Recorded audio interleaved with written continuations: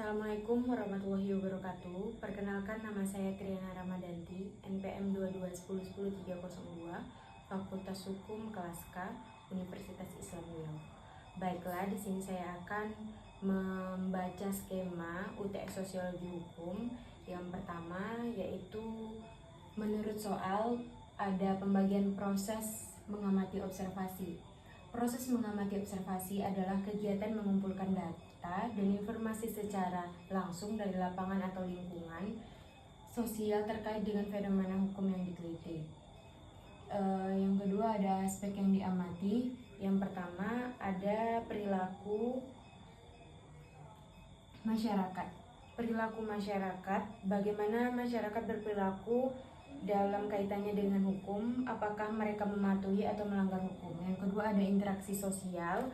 Interaksi sosial, bagaimana interaksi antar individu dan kelompok mempengaruhi penerapan dan penegakan hukum. Yang ketiga ada praktik hukum.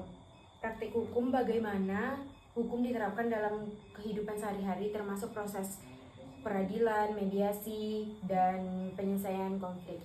Yang keempat ada norma dan nilai. Norma dan nilai, nilai-nilai dan norma yang dianut masyarakat yang mempengaruhi pandangan mereka terhadap hukum. Contohnya yaitu yang pertama ada studi tentang kepatuhan lalu lintas, yaitu seorang peneliti sosiologi hukum mengamati perilaku pengendara di jalan raya untuk melihat tingkat kepatuhan terhadap peraturan lalu lintas. Yang kedua ada penelitian tentang penyelesaian sengketa di masyarakat adat. Seorang peneliti tinggal di sebuah desa adat dan mengamati bagaimana masyarakat menyelesaikan sengketa tanah atau masalah keluarga melalui mekanisme adat seperti musyawarah dan mediasi. Yang ketiga ada observasi di pengadilan. Seorang peneliti mengamati jalannya persidangan untuk melihat bagaimana hakim, jaksa, pengacara, dan terdakwa berinteraksi serta bagaimana hukum diterapkan dalam praktik keadilan. Dalam soal pertama ada proses yang kedua mencatat dokumentasi. Proses mencatat atau dokumentasi yaitu kegiatan mendokumentasikan semua data informasi yang diperoleh selama proses observasi. Tujuan dokumentasi yang pertama, keakuratan data, memastikan bahwa data yang dikumpulkan akurat dan dapat dipertanggungjawabkan. Yang kedua, kemudahan analisis, memudahkan peneliti dalam menganalisis data dan menarik kesimpulan. Yang ketiga ada transparansi penelitian, membuat proses penelitian menjadi transparan dan dapat diverifikasi oleh pihak lain. Yang keempat ada referensi di masa depan, sebagai bahan referensi untuk penelitian selanjutnya.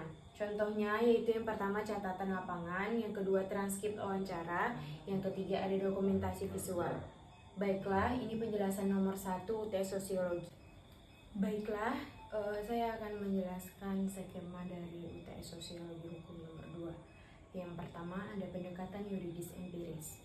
Pendekatan yuridis empiris menekankan pada pengamatan terhadap penerapan hukum dalam praktik sosial. Pendekatan ini melibatkan pengumpulan data dari masyarakat untuk memahami bagaimana hukum berfungsi dan dampaknya dalam kehidupan sehari-hari. Ciri-cirinya adalah yang pertama ada mengumpulkan data primer langsung dari lapangan. Yang kedua, menggunakan metode wawancara, observasi, survei, atau kuesioner. Yang ketiga, mengamati perilaku masyarakat, aparat penegak hukum, dan institusi hukum. Yang keempat, ada menganalisis kesenjangan antara hukum tertulis dan praktik di lapangan.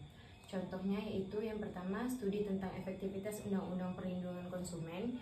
Yang kedua, ada penelitian tentang implementasi peraturan daerah tentang ketertiban umum.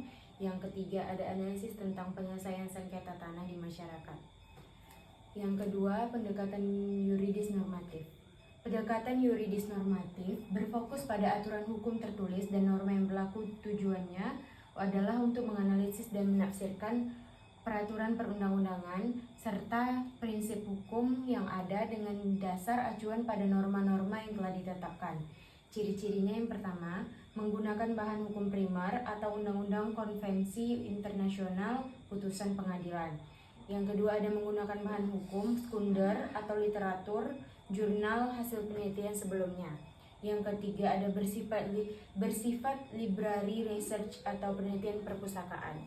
Yang keempat, ada analisis dilakukan terhadap teks hukum yang sudah ada tanpa mengumpulkan data lapangan secara langsung. Contohnya yaitu yang pertama ada analisis yuridis terhadap Undang-Undang Perlindungan Konsumen. Yang kedua ada studi perbandingan hukum pidana Indonesia dan Belanda. Yang ketiga ada kajian atas putusan Mahkamah Konstitusi terkait uji materi. Baiklah, ini penjelasan UTS Sosiologi nomor 2. Baiklah, saya akan menjelaskan skema UTS Sosiologi nomor 3. Yang pertama ada mazhab formalitas atau positivisme hukum. Tokoh utamanya adalah John Austin dan Hans Kelsen. Prinsip dasar, hukum adalah perintah dari penguasa yang berdaulat atau command of the sound right. Fokusnya pada struktur formal hukum, logika internasional, sistem hukum, dan validalitas hukum berdasarkan prosedur yang ditetapkan. Kritiknya terlalu kaku dan tidak mempertimbangkan konteks sosial, moral, atau keadilan dalam penerapan hukum. Contohnya yaitu penerapan hukum pidana yang ketat tanpa mempertimbangkan latar belakang atau kondisi sosial terdakwa. Yang kedua ada mazhab sejarah dan kebudayaan atau historisch rechtschule. Tokoh utamanya Friedrich Karl von Savigny. Fokusnya pada konsekuensi praktis hukum, efisiensi hukum, dan bagaimana hukum dapat meningkatkan kesejahteraan masyarakat.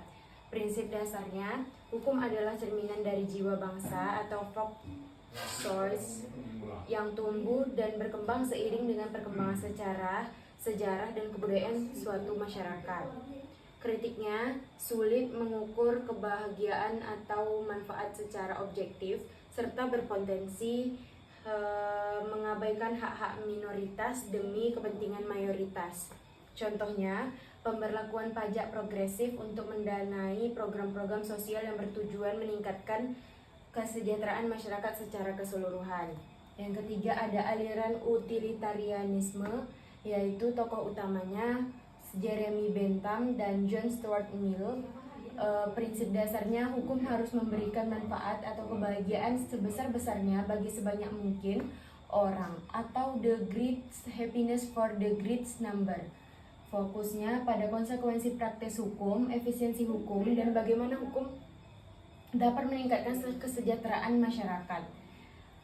Kritik yaitu sulit mengukur kebahagiaan atau manfaat secara objektif, serta berpotensi mengabaikan hak-hak minoritas dan kepentingan mayoritas. Contohnya, memberlakukan pajak progresif untuk mendanai program sosial yang bertujuan meningkatkan kesejahteraan masyarakat secara keseluruhan. Yang keempat ada aliran sosiologikal jurisprudence. Tokoh utamanya Roscoe von Egon Ehrlich. Prinsip dasarnya, dasar hukum harus memperhatikan kepentingan sosial yang ada di masyarakat atau social interest. Contohnya, penerapan hukum lingkungan yang mempertimbangkan kepentingan ekonomi, sosial, dan ekologis secara seimbang. Yang kelima ada aliran realisme hukum atau legal realist. Fokus utamanya perilaku hakim, faktor-faktor non-hukum yang memengaruhi putusan pengadilan. Tokoh utamanya Oliver Wendell Holmes Jr., Carl Llewellyn, dan Jeremy Frank. Tujuan hukum, prediksi putusan pengadilan, pemahaman hukum sebagai sesuatu yang dinamis dan kontekstual. Baiklah, sekian penjelasan UTS dari saya. Apabila ada kesalahan kata, saya mohon maaf. Wabillahi taufiq wal hidayah. Wassalamualaikum warahmatullahi wabarakatuh.